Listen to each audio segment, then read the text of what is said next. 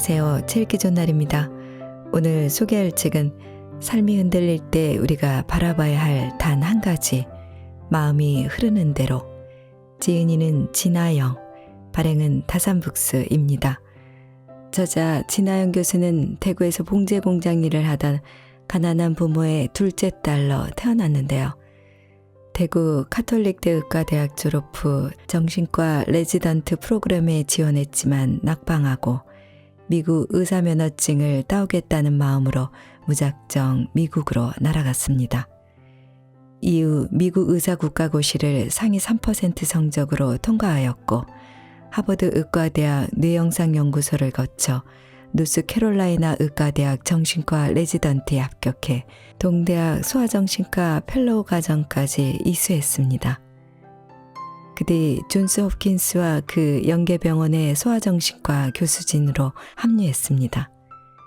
언어와 문화의 장벽에도 불구하고 정신과를 자신의 소명으로 여기며 치료와 연구, 교육에 전념했고 때로는 모험가가 되어 세계 곳곳을 누비며 인생을 자유롭게 항해하던 중 그녀는 돌연 이름 모를 병마와 마주하게 됩니다. 기립성 빈맥증후군과 신경맥의 저혈압, 의사들조차 생소해하는 더욱이 의사인 자신도 제대로 알지 못했던 병에 걸리고 말았는데요. 결국 그토록 매진하던 교수와 의사 생활을 잠시 내려놓고 병마와 싸워 왔습니다. 병의 정체를 찾기까지, 완치가 없는 병과 함께하는 삶에 적응하기까지 고된 여정을 거치면서 그녀는 그간 자신이 품어왔던 Follow your heart, 자신의 진심을 따르라는 인생의 모토를 더욱 단단히 되새겼습니다. 예상치 못했던 삶의 굴곡 속에서도 자신의 진심을 견지하고 살아왔던 것처럼, 또 그러한 삶에 후회하지 않는 것처럼 수많은 독자가 자신의 삶을 마음이 흐르는 대로 살아갈 수 있기를 그녀는 간절히 바랍니다. 자, 그럼 지금부터 잠시 책 속으로 들어가 보겠습니다. 오늘도 책 읽기 좋은 날과 함께 즐거운 시간 되세요. 구독, 좋아요, 알림 설정은 사랑입니다.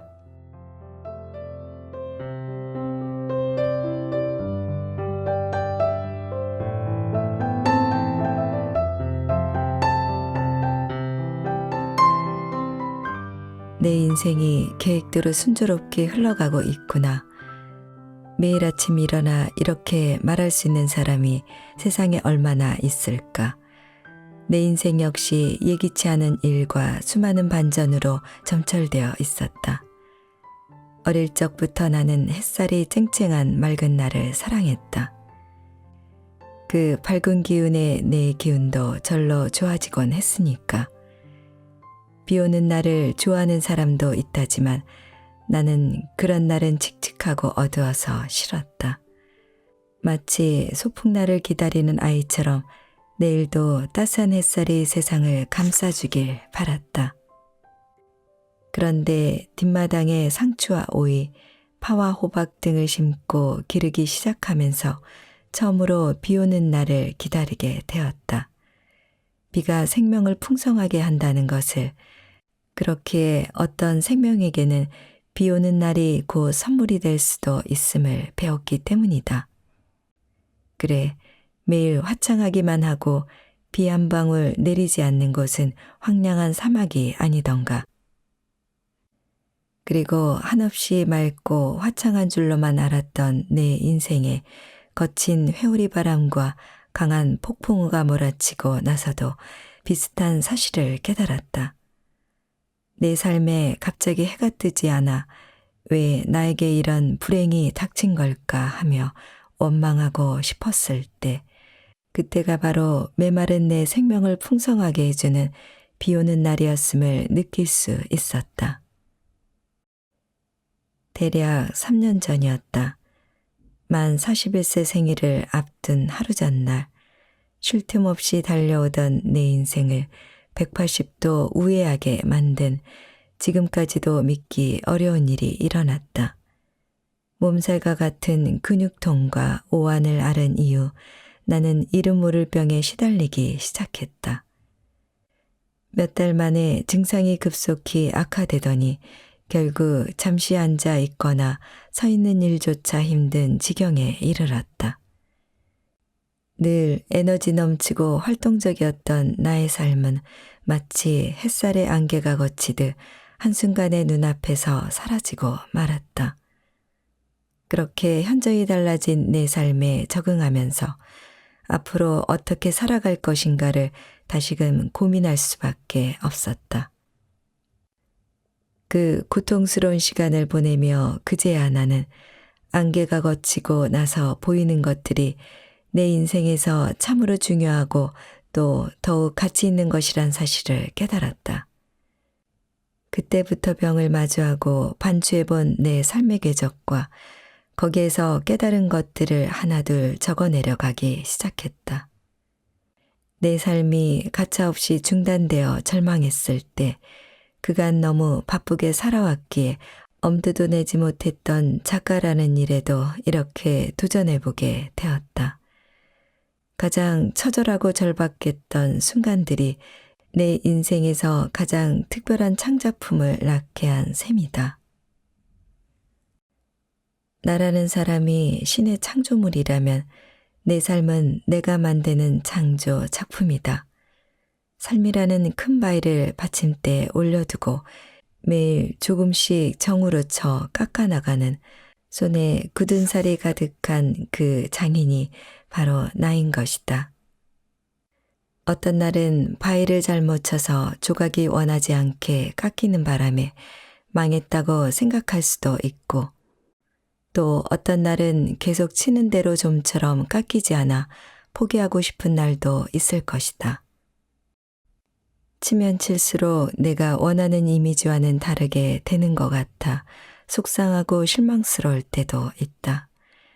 그럴 때일수록 나는 다른 사람이 만드는 조각품들을 신경 쓰거나 사회나 주변 사람들이 원하는 조각품이 무엇인지 염려하기보다는 내가 완성하고픈 이미지에 더욱 집중하려고 애썼다. 커다랗고 볼품없는 바위가 얼마나 멋진 작품이 될지는 결국 바위의 주인이자 장인인 나에게 달려있기 때문에 그리고 남에게 그 바위를 어떻게 만들지 맡겨버리기에는 내 삶이라는 조각품이 너무나 귀하기 때문에 이제 미국에서 산 지도 20년이 다 되어간다.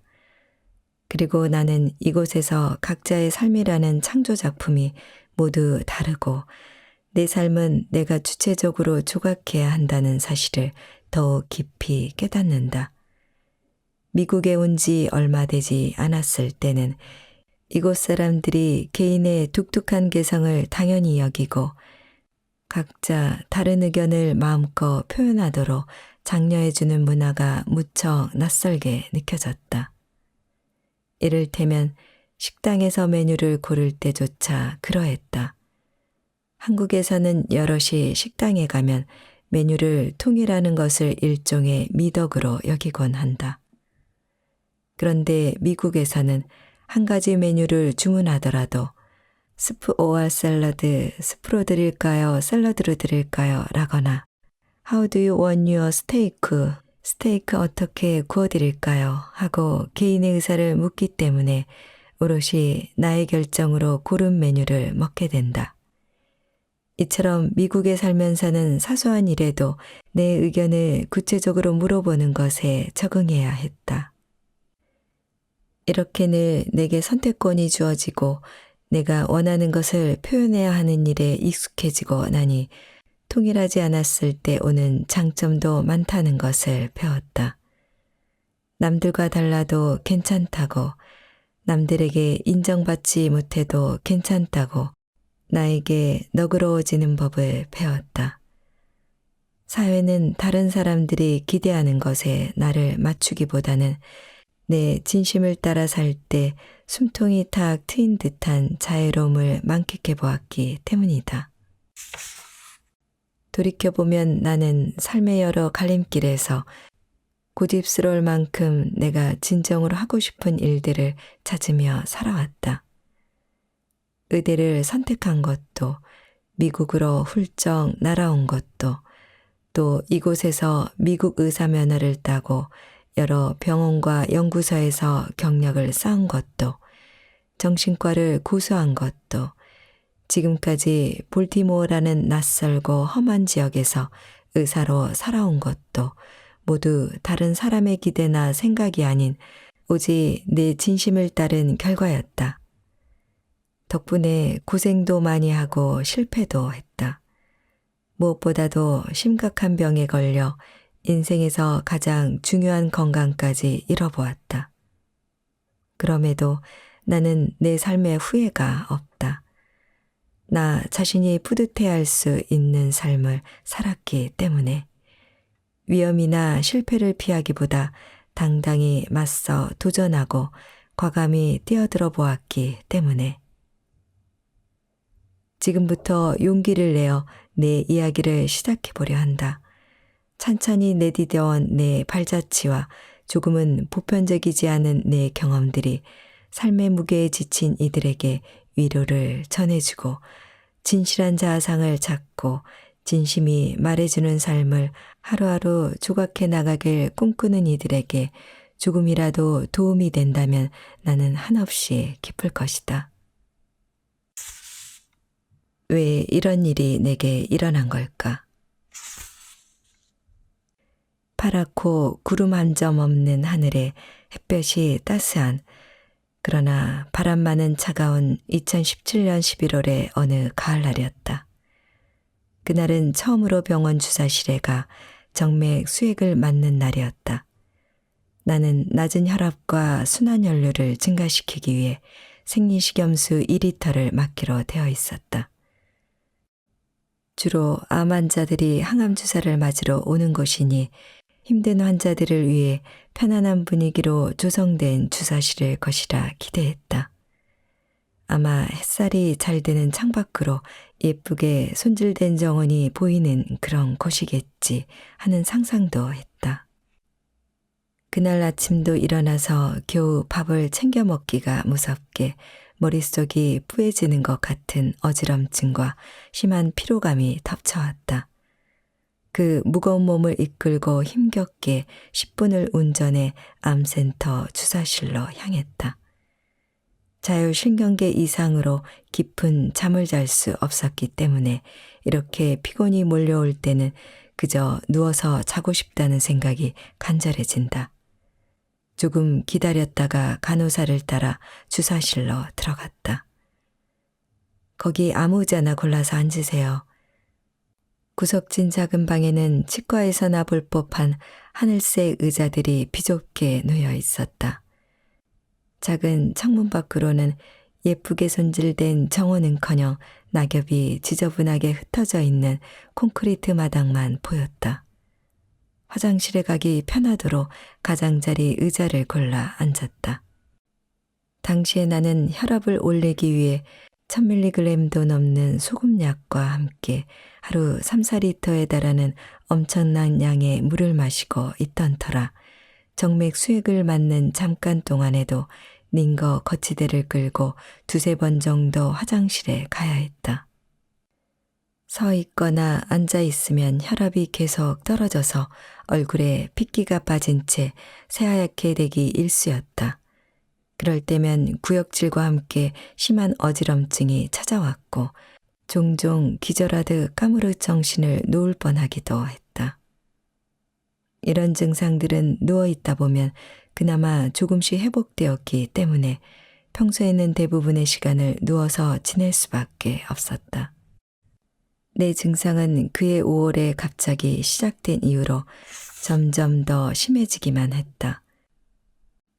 9월 초부터는 일도 하지 못하는 지경에 이르렀고 직장에 장기 병가를 낼 수밖에 없었다. 아무도 내 병이 무슨 병인지 명확히 진단하지 못한 채 반년이 흐른 11월 초에야 가까스로 자율신경계 장애 중 하나인 신경매개 저혈압이라는 진단을 받았다. 그 각종 집중약물 치료에도 별 호전이 없었던 탓에 이제는 일주일에 3일 하루에 2리터씩 수액을 맞으며 반강제적으로 혈압을 올려보기로 한 것이었다. 일하러 가지도 않고 집에서 쉬면서 밥만 챙겨 먹는 것이 나의 주된 일과였음에도 극심한 피로가 가시지 않는 게 미스터리였다. 아이가 2~3명 있는 엄마가 하루 종일 일하면서 아이들을 돌보고 집안 살림까지 도맡아 한다고 하면 만성 피로라는 말이 절로 나올 것이다. 그런데 나는 그야말로 놀고 먹고 있는데도 그 전에 겪어본 피로와는 비교도 되지 않을 만큼 손가락을 움직일 힘도 말을 할 힘도 심지어 머리를 들 힘조차 내지 못했다. 마치 내 몸이 땅바닥으로 푹 꺼지는 것 같은 무거운 피로감이 아침부터 밤까지 계속 이어졌다. 이런 몸을 이끌고 의자에 앉았으니 수액을 맞는 동안만이라도 푹 쉬어야지 하는 마음으로 다급히 의자 등받이를 젖혔다. 그런데 이것이 침대처럼 완전히 펴지지 않고 고작 45도 기울어지고는 멈추는 게 아닌가. 예전 같았으면 아무렇지 않았을 일이었지만 그때의 나는 그러지 못했다. 급속하게 떨어지는 에너지를 충전하지 못한다는 실망감에 거의 눈물이 날 지경이었다. 2리터의 수액을 맞는 동안 45도로 기대에 앉아 2~3시간을 버틴다는 건 내겐 엄청난 고역이었다. 아니, 지치고 힘든 암 환자들이 항암 치료를 받는다는 곳에서 편하게 누워 쉴 수 있는 자리를 마련해줘야지. 이게 뭐야. 그렇게 화가 치밀어 오르자 내 심장박동수가 급격히 증가하면서 심장이 쿵덕쿵덕 거세게 뛰기 시작했다. 가슴이 답답하게 조여오는 느낌이 들었다. 이렇게 감정적으로 흥분하는 것은 자율신경계 환자들을 참으로 괴롭게 한다. 나의 망가진 자율신경계는 내가 조금만 흥분해도 마치 바로 옆에서 폭탄이라도 터진 듯, 더 정확히는 늑대무리에게 내가 산채로 잡아먹히는 상황에 놓인 듯, 심장이 뛰고 호흡이 가빠지며 가슴이 답답한 증상을 일으켰다. 심호흡을 길게 들이마시고 다시 내쉬었다. 과도하게 반응하는 나의 고장난 자율신경계를 진정시켜야 했다. 흥분 반응이 지속되면 얼마 남지 않은 에너지마저도 급속히 소진되어 버릴 테니. 괜찮아, 눕지 못해도 괜찮아. 그냥 평소처럼 명상을 하면서 최대한 쉬어보는 거야. 괜찮아. 스스로에게, 아니, 내 자율신경계에게 이렇게 되뇌었다. 주사실에서 일한다고 보기에는 매우 서툰 간호사가 3번을 실패한 후에야 결국 다른 간호사를 불러 겨우 혈관을 잡는 데 성공했다. 그제야 차가운 수액이 내 몸속으로 쭉 들어왔다. 안 그래도 주사실 공기가 서늘했는데 이제는 몸속부터 피가 차가워지고 있으니 그야말로 냉혈동물이 된 것 같았다. 뼛속까지 느껴지는 냉기에 이가 부르르 떨렸다. 주위에 심하게 시달리는 것도 너무나 괴로운 자율신경계 이상 증상 중 하나였다. 5월에 아프기 시작해서 이 몸 상태로 한여름을 보냈는데 35에서 40도에 육박하는 더운 날씨에도 에어컨은커녕 전기장판을 틀고 아래위로 내복과 겨울옷을 6~7겹 껴입어야만 몸에 느껴지는 한기를 좀 떨쳐낼 수 있었다. 몸이 더 안 좋은 날에는 몸 여기저기에 핫팩을 여러 개 붙이고 이불을 둘둘 감은 채 덜덜 떨면서 잠을 자야 했다. 침실이 너무 더웠던 탓에 남편은 거의 벌거벗다시피 하고는 땀을 비오듯 흘렸고 결국엔 아래층에 내려가 에어컨을 틀고 소파에서 잤다. 결혼한 지 1년도 안 된 신혼부부를 한 지붕 아래 살면서도 별거하게 만든 이 이상하리만큼 심한 오한과 비정상적인 체감이 계속되는데도 의사들은 도통 원인을 찾지 못했다. 검사를 거듭해도 대체로 몸에는 별 문제가 없다는 의견이 전부였다. 다음엔 휴대용 전기장판을 꼭 가져와야지. 불편한 의자에 기대 누워 가까스로 눈을 붙이고 잠을 청했다. 웽 히터 돌아가는 소리가 거슬렸다. 잠을 청해보려 노력할수록 옆 사람이 틀어놓은 텔레비전 소리, 약을 넣어두는 냉장고의 백색 소음, 톡탁톡탁 간호사의 타이핑 소리, 바깥 복도에서 말하는 사람들의 소리, 또 내 수액기계에서 울리는 딸깍딸깍하는 소리까지 온갖 잡음들이 더 선명하게 들려와 머리가 아팠다. 더 최악인 것은 수액기계가 딸깍거릴 때마다 수액줄이 흔들리면서 내 피부와 정맥에 그 움직임이 그대로 느껴진다는 것이었다. 핏줄을 잡아당기는 듯한 괴로운 느낌에 줄을 확 뽑아버리고 싶은 심정이었다. 이런 느낌을 의사에게 호소한다면 그는 나를 매우 예민한 신경증저 환자라고 했을 테지. 의사들이 환자를 잘 이해하는 것처럼 보여도 직접 환자가 되어보기 전에는 그렇게 피부로 느껴지는 고통을 하나하나 알 수 없기 마련이니 말이다. 발병 몇 주 후부터는 머리가 쪼개지는 듯한 두통에 시달리기 시작하면서 나의 모든 감각은 극도로 예민해졌다. 텔레비전이나 휴대전화 같은 스크린을 들여다보면 눈이 시렸다. 컴퓨터 모니터에 보이는 까만 글자를 읽는데도 눈이 너무 아팠고 두통과 어지럼증과 구역이 더 심해져서 실내에서 선글라스를 써야 할 정도였다. 소리에 대한 두통 반응은 더 심했다. 남편이 텔레비전을 볼 때는 소리를 줄여달라고 신랑이 하기가 싫어서 위층 침실에가 커튼을 닫고 기마기를 낀 채 두통이 사그라들기를 기다릴 수밖에 없었다. 병을 겪기 전까지만 해도 나는 친구들과 이웃들을 모아서 독서 모임을 하고 파티를 벌이는 몇 주가 멀다 하고 밖에 나가 어울려 놀기를 좋아하는 그런 사람이었다. 무슨 행사가 있다 하면 절대로 빠지는 법이 없을 만큼 호기심과 에너지가 넘쳐났다. 그랬던 내가 이제는 꺼져가는 촛불처럼 아슬아슬한 에너지만 남은 빛과 소리와 촉감과 누군가의 만남이 다 거슬릴 정도로 예민해진 알아보기 어려울 만큼 변해버린 이 병든 몸 안에 갇히고 말았다.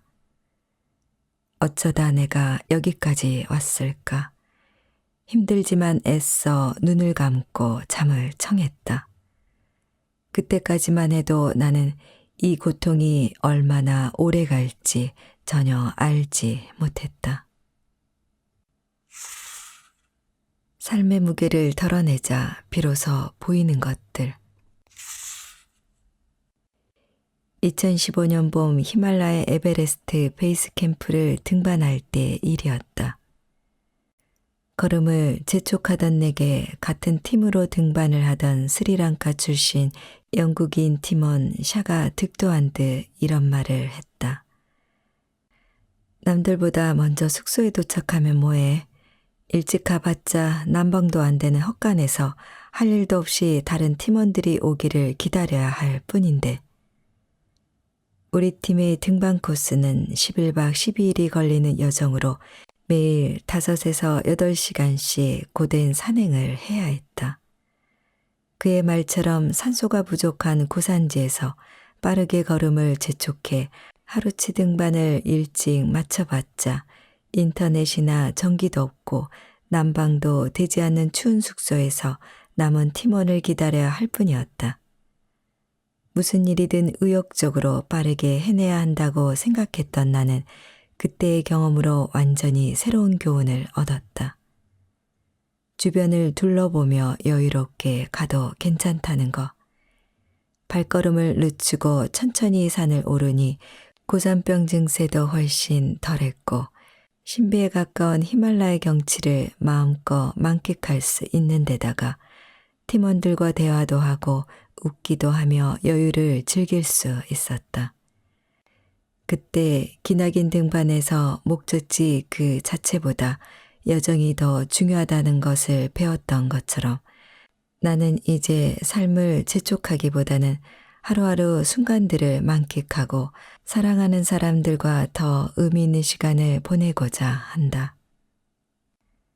더불어 병으로 인해 내 몸이 무너져 가는 걸 경험하면서 내 몸 상태에 귀 기울이는 일이 중요하다는 것도 새삼 깨달았다.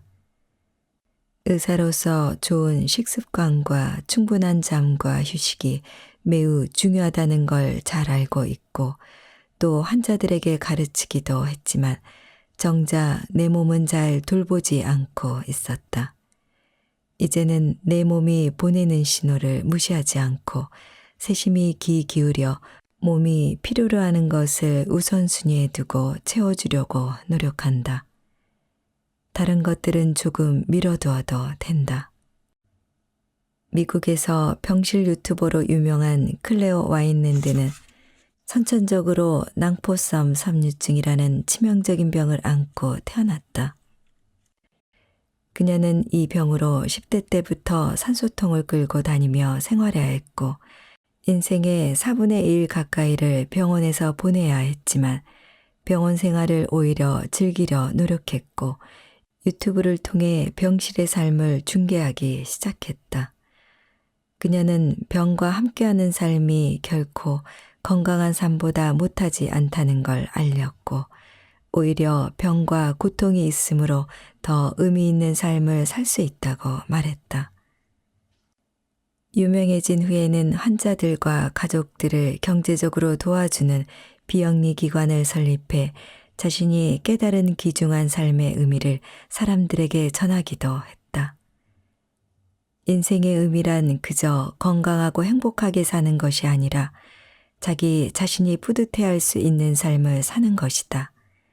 그녀는 새 허파를 받아 건강한 삶을 살 수 있다는 설렘을 안고 폐 이식 수술을 받았지만 안타깝게도 깨어나지 못하고 21세의 젊은 나이에 자신의 장기들을 기증하고 세상을 떠났다. 이렇듯 그녀는 병과 고통으로 점철된 짧은 생을 살다 갔지만 그 누구도 그녀의 삶을 의미 없다거나 실패했다고 말하지 못한다. 그녀는 고통받는 사람들에게 용기를 북돋아 주었다. 그러한 삶이 오히려 더 의미 있고 뿌듯한 삶이라는 메시지를 남겼다.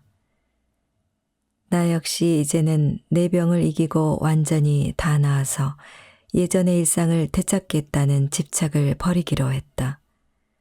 그보다는 병으로 인해 달라진 내 삶을 소중히 여기고 순간순간의 의미를 되새기며 살고자 한다. 인생은 과거나 미래가 아닌 현재를 사는 것이다. 지금 당장 힘들고 갑갑하고 아파서 서러울 때도 많지만 다른 사람이 아닌 내 스스로가 뿌듯해할 수 있는 삶을 살아가려 한다. 오스트레일리아의 호스피스 간호사였던 브로니 웨어는 내가 원하는 삶을 살았더라면 이라는 책에서 죽어가는 사람들이 말하는 5가지 후회 중 하나가 일만 너무 열심히 했다는 것이라고 했는데 나 역시 그 말에 전적으로 동의하게 되었다. 죽음을 앞두고 그 누구도 조금 더 열심히 일할 걸 이라고 후회하지 않는다. 그보다는 일 때문에 사랑하는 가족, 친구들과 의미 있는 시간을 더 많이 보내지 못한 것을 후회한다.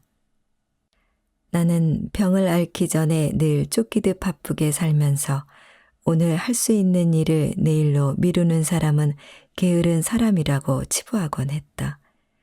하지만 이제는 절대 그렇게 생각하지 않는다.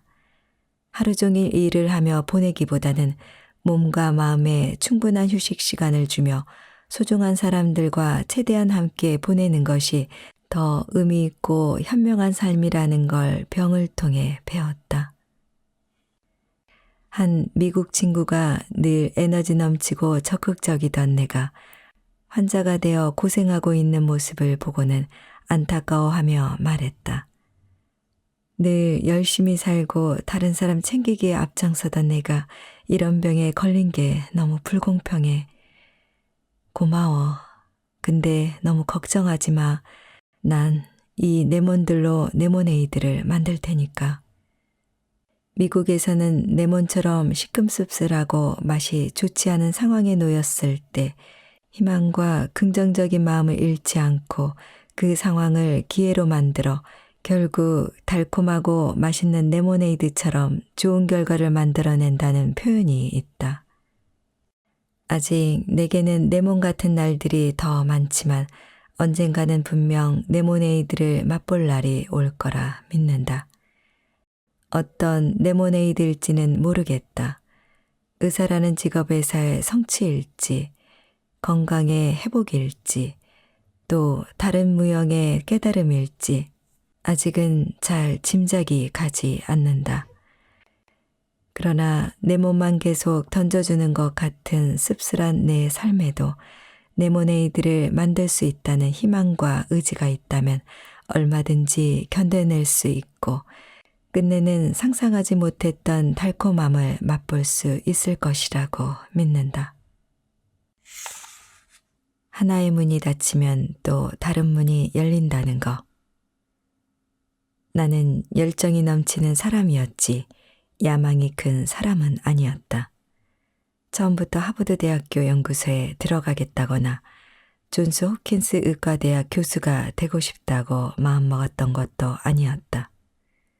여느 성공한 사람들처럼 몇 년치 계획을 세워두고 무서울 만큼 집중해 차근차근 그 길을 밟아온 것은 더더욱 아니다. 오히려 내 인생은 실패와 의외의 기회로 점철되었다고 말하는 편이 더 어울릴 것이다. 나는 다만 내가 서 있는 그 자리에서 할 수 있는 일을 했을 뿐이고 해야 하는 일을 열심히 했으며 마음이 흐르는 대로 움직였을 뿐이다. 그런 내게 지금의 자리에 오기까지 비결이 있었느냐고 묻는다면 그저 어떤 상황에서도 긍정적인 자세를 잃지 않고 좌절하더라도 다시 툭툭 털고 일어난 것, 오직 그것뿐이다. 유명한 자기계발서나 성공한 사람들의 스토리를 보면 대부분이 장기적인 계획을 세워서 목표를 향해 가라고 말한다. 그렇지만 내 생각은 좀 다르다. 5년, 10년 후를 바라보고 특별하게 장기적인 계획을 세워 따르기보다는 그저 지금 내 앞에 주어진 환경에 집중하고 당장 내가 궁금한 일, 하고 싶은 일에 몰입하는 것이 더 의미 있다고 생각한다. 우리 주변에는 미래에 달성하고 싶은 목표를 위해 지나치게 현재를 희생하는 사람이 많다. 물론 어느 정도의 희생은 당연히 감수해야 한다. 전문의가 되려면 학부 과정부터 인턴과 레지던트 과정까지 장장 10년가량의 소위 피 터지게 공부해야 하고 자기가 원하는 과뿐만 아니라 관계없는 과까지도 돌며 수련해야 한다. 이렇듯 목표를 위해서 어느 정도의 희생이 불가피하지만 기나긴 인생을 볼 때 목표만을 위해 현재를 지나치게 희생하고 원하지 않는 곳에 에너지를 쓰며 자신을 괴롭히는 건 바람직하지 않다고 본다. 내 아버지는 언니와 나를 낳고 기르시면서 당시 대구에서 흔하던 봉제 공장에 다녔다. 아버지는 어머니를 일찍 여의고 고등학교를 중퇴한 뒤 17살 때부터 공장 생활을 하며 돈을 벌었고 그렇게 가족의 생계를 이어갔다. 어른이 되어서도 적은 월급을 받는 노동자였지만 언젠가는 자신도 공장주가 되고 싶다는 꿈을 품었고 결국에는 작은 공장을 차려 운영도 하셨다. 아버지는 쉴 틈 없이 일했다. 그러면서도 늘 입버릇처럼 40살에 은퇴해 편안한 삶을 살고 싶다고 말하곤 했다.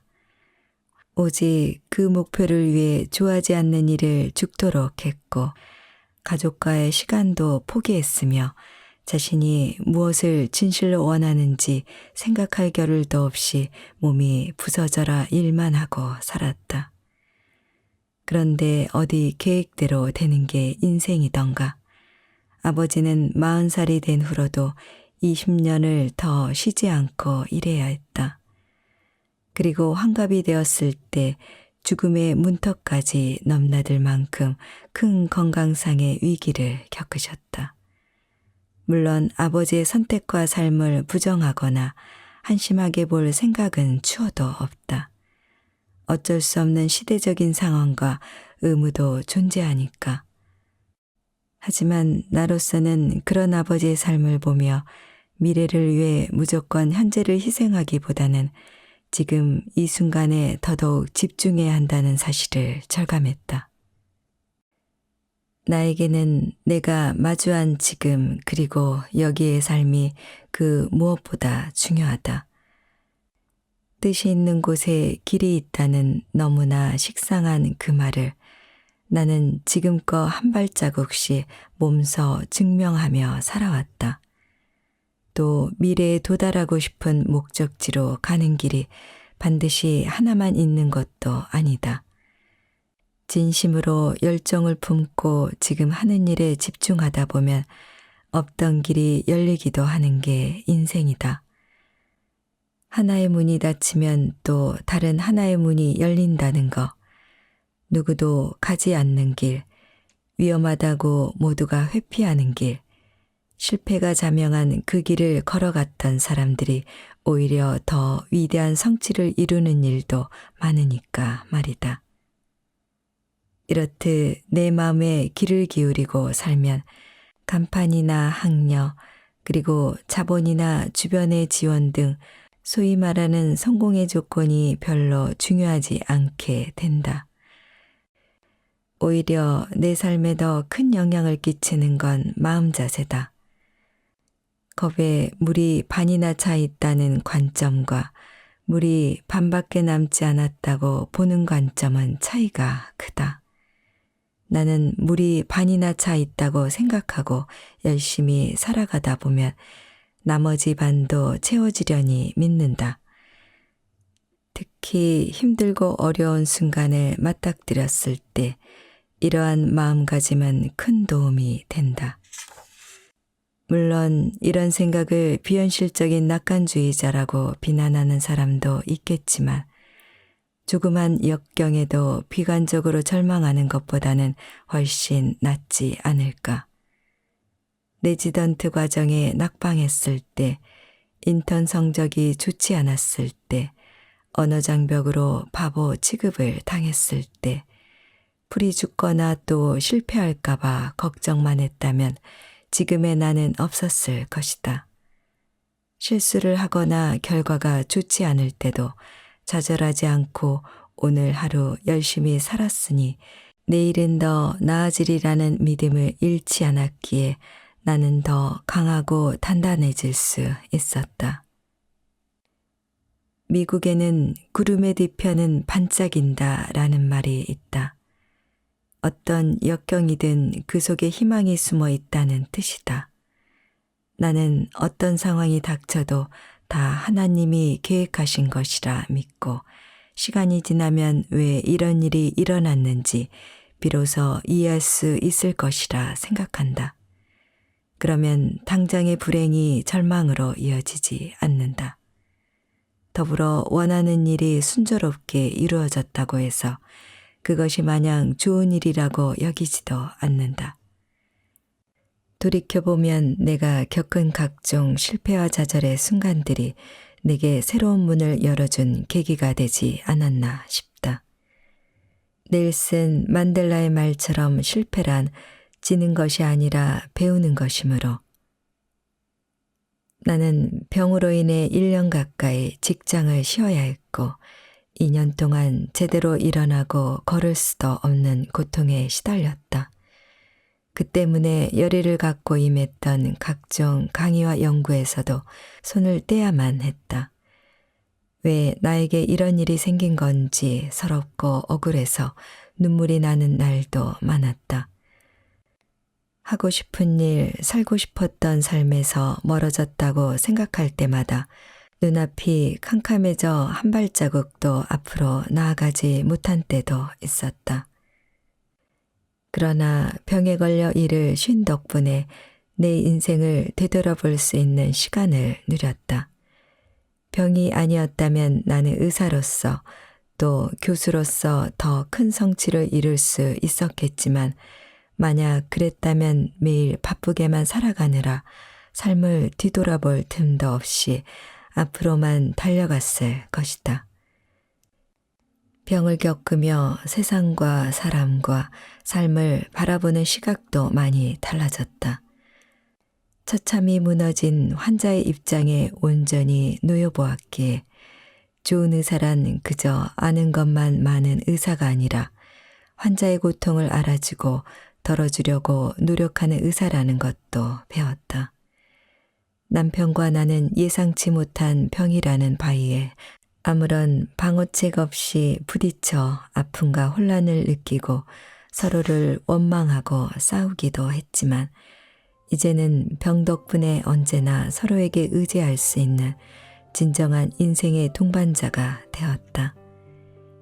이 모든 걸 겪고 난 지금은 병이 내게서 빼앗아간 것보다 죽어간 것이 더 많다는 생각이 든다.